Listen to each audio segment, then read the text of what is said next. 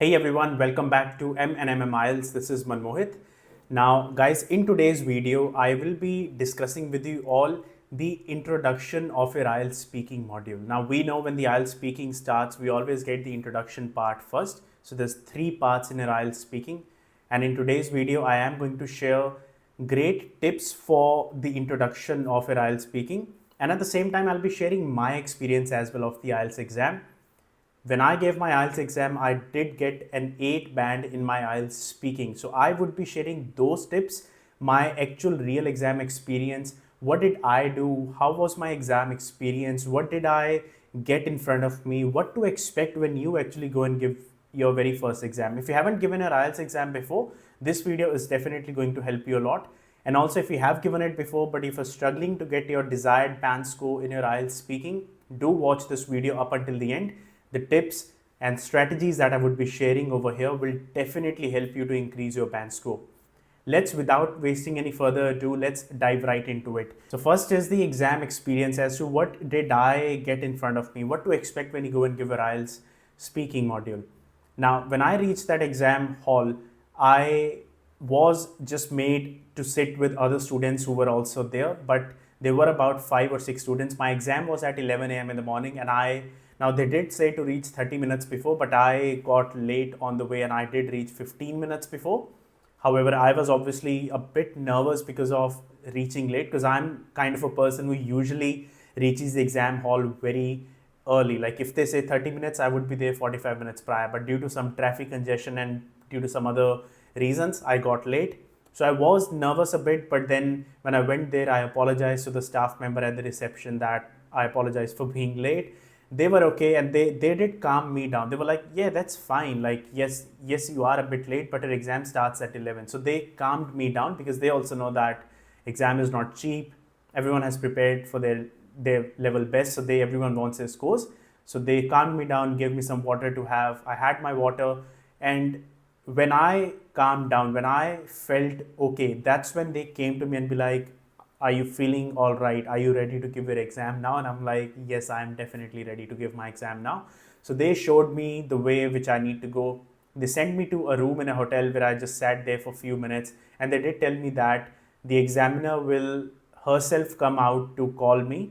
She'll knock on the door, I'll come out, she'll take me to the exam room where my speaking is going to happen, and that's when my speaking would start. So I waited in the hotel room. If I remember correctly, it was about 5 to 7 minutes, not longer than that. Examiner came, knocked on the door. I went with her. She took me to a small, an office style room, I would say. There was a big table, window facing.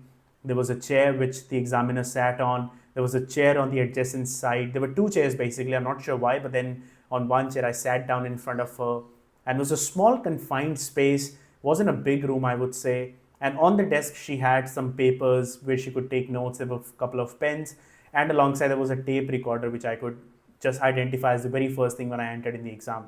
Now, when I sat in front of her, she was very approachable. Like, she did not sound like she was trying to rush and I was just another student and she's just there to do her job. She was actually very approachable and social.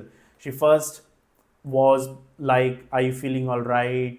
Are you ready to start your exam?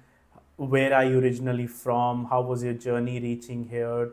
Like, all those basic questions which a normal human being would ask, just to make me feel more comfortable. And once everything was ready, she first started with few things. Basically, she first asked me for my full name, like what's my full name, which I told her my full name is Manmohit. And then she asked me, what should I call you? So pretty much she was trying to ask me my nickname or the name I go by, because we know some people who have got a pretty long or a complex name, they do have a couple of pet names or a nickname or a different name they go by. So I did say to her, look, I go by the name Manmohit, but you can also call me Mo, whatever is convenient with you. And she was like, she is happy to pronounce Manmohit, and she went with that. So that was of no issue. Now, when that exam started, she did tell me that all these instructions beforehand. She took my passport after that, which I handed over to her, and she checked all my details to match it correctly, that I am the candidate who's giving the exam. And she did tell me that, do you have any questions for me before I start the recording? So that's when I realized, okay, the recording hasn't started up until now. So she did say if I had any questions, which I replied to, no, I am all good. So I did not really elaborate any of my answers when I was giving up until now. I was just saying everything naturally, and that's what I would recommend to all of you as well, because that does not really have any impact on the band score. You can give 1 or 2 word answer, but you can even just give a sentence answer, that's fine. When she asked me, do you have any questions, I could have just said the word no, but I said, no, I do not have any questions, I'm happy to proceed. Like I did say a couple of sentences. So I'm not saying try to make it fancy and just impress the examiner. That's not how it works. You can just say whatever comes in your mind first, whatever you are comfortable with, and whatever you say on a daily basis is what you have to say up until now. Once she started the recording, now this is what happens when the recording starts. Because it's the introduction we are talking about, which is part 1 of your IELTS speaking, these are pretty much the things that the examiner is gonna go over with you. They will either ask you about your hometown, where you're from, where's your hometown. Now, hometown, people confuse it with the place of their residence, like where they are currently living, but no, that's not what they're asking for. Hometown means where you were originally born and where you spent most of your childhood at. So, for example, right now, I am living in Adelaide in Australia. But when they ask me about my hometown, I'm not going to say Adelaide. Adelaide is where I currently live, even though I'm a citizen now. But then that still doesn't change my hometown.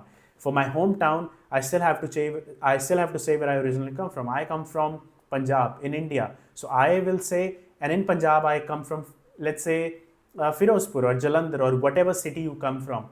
You have to say that, whatever is your hometown.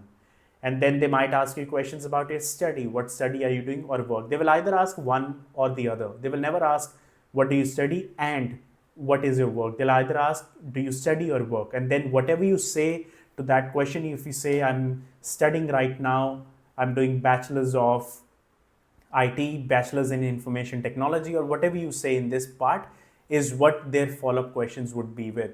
If you say you're working professional right now, then they will not ask you questions about your studies. They will only ask you questions about your working journey. Where do you work? When did you start working for that company? And all those kind of other relevant questions.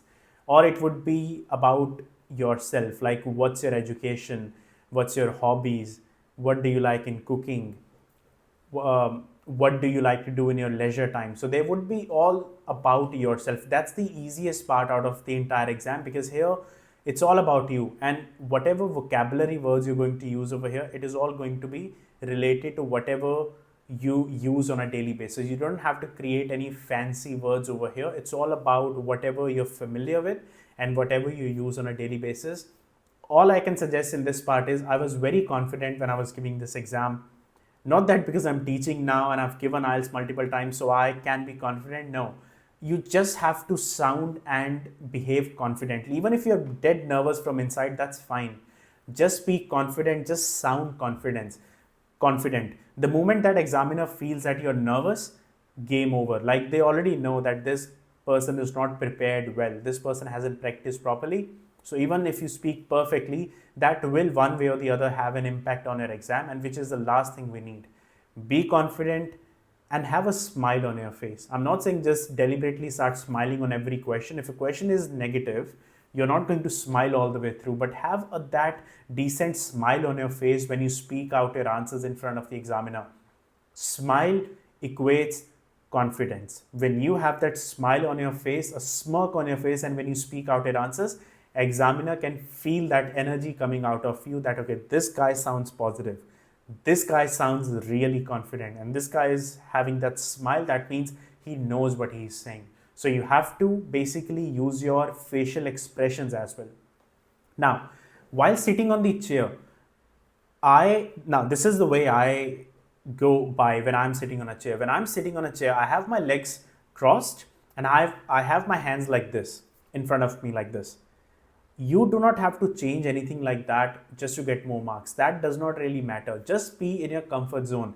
If you are someone who likes to just cross your arms like this is something is not going to have any impact on your speaking exam. Obviously, it will look a bit rude if you do like that, but just be normal. Like you don't have to create those hand gestures just for the sake of doing them. Use your hand gestures, but then when you're just sitting at an idle position, just pick a normal position, have one hand on top of the other, have your hands on top of your legs, that's fine. That will not matter. It's all about the way you communicate your thoughts, the way you communicate your sentences in front of the examiner in the real exam. Next, whenever whatever question is being asked to you, always give an answer to that as to why. Always give the reason, because if you don't, the examiner will. If you do not give the proper reasoning behind what you're saying, examiner will ask you the question for that, why or why not.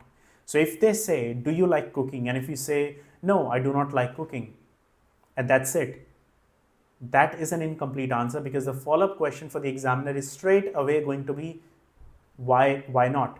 Or if you say, I love cooking, they'll be like, why? So you have to explain. So rather than examiner pointing this thing out to you, why not just say that from the very beginning, just so that examiner doesn't have to ask the same question again, and they can pretty much just proceed towards the next question. When they say, do you like cooking, you can say, I do not like cooking because I've always had my mom cook for me, and she cooks amazing food, so I never had to really cook for myself. And now if I'm living overseas, I can cook, I do know how to cook, but that is not something I really enjoy doing. If I am having a day off, then I might think of cooking something simple, just so all those recipes which my mom taught me, so that it can remind me of her, it can make me feel connected with her. But I would still prefer taking out a takeaway or buying something from outside which is ready made. That may not be that healthy, I understand that, but then I would rather not cook and I'll rather buy something from outside. Something like this. Now, did I prepare this answer? Absolutely not. I just shared whatever I felt was right at the time of saying. Whatever I do on a day-to-day life, I just explained that. An examiner is exactly looking for this kind of answer. They're not looking for something which you have memorized, because the moment they find that, okay, this guy or this girl has memorized an answer, game over. Doesn't matter how great of an English speaker you are. If the words are not flowing out naturally when you're speaking, you will start to lose band score. And if you are someone who's aiming for 7 or an 8 band, you can simply forget about it, because once the examiner know you have memorized the answers, 7 or 8 band is absolutely out of the question. The maximum they're going to give you is a 6 band. So if you need 6 or below, if your requirement is 6 or below, you can start to memorize the answers to these questions. But if your band score requirement is 7 or 8 or above, absolutely no to memorizing the answers. Next, let's say they talk to you about food and cooking. So we just went through one question, but this is just an example of what sort of questions would be asked to you when they talk about cooking. First, they might ask you, what kind of food do you like to eat? When you say, now these questions are only going to come when you say, I love cooking. Afterwards, their follow-up questions would be, what kind of food do you like to eat? Now, if you are someone, if you said that I love cooking, you can say, I like to eat food which is rich in protein. I prefer eating food which is rich in protein and high in nutrients, and I avoid having food which is high in carbohydrates and high in fat and sodium, because I do not like going to gym much, but I at least can do something for my health, and that is cutting down on carbs, cutting down on the bad salts, and I can at least make sure that I eat healthy when I cook, so that I can balance out of me not going to the gym. I know exercising is important, but at least I can do something to make sure my health is not getting compromised. So this is how you can approach an answer for that. Next one, what kind of new food would you like to try and why? Now, what kind of new food? You can say over here a different cuisine. Now, even though, guys, understand one thing, examiner is not going to Google and cross-check your facts or call your mother or father and be like, okay, is this guy telling the truth? No, this is not how this exam works. All they want to see is how well do you communicate in the real exam, in the real scenarios. Now, even though I have had Italian so much, I can say something about Italian. What kind of new food would you like to try? I have never had Italian food in my life before, but I have heard great reviews about it. All my friends have said great things about Italian food. So that is one thing that is on my list, and I would love to try Italian food in the future.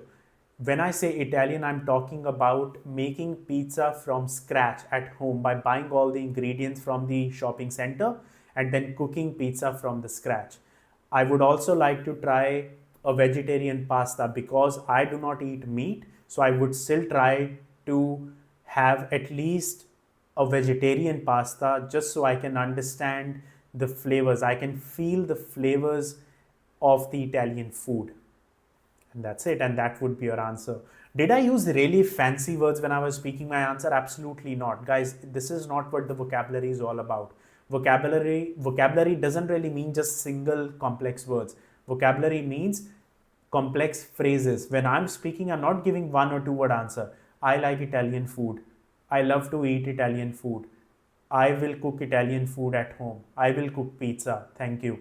I'm not giving those short sentences. I'm giving some complex compound sentences, and that is all what that examiner is looking for. I'm using some good connectors, moreover. Also, as well as, in addition to that, these kind of connectors, when you use those and make a compound sentence, that's when you get more band score for your IELTS speaking. Next one, do you like cooking? We have already went through that. What was the last meal you cooked? Now, this question can come up even if you say you do not like cooking, they can still ask you what was the last meal you cooked.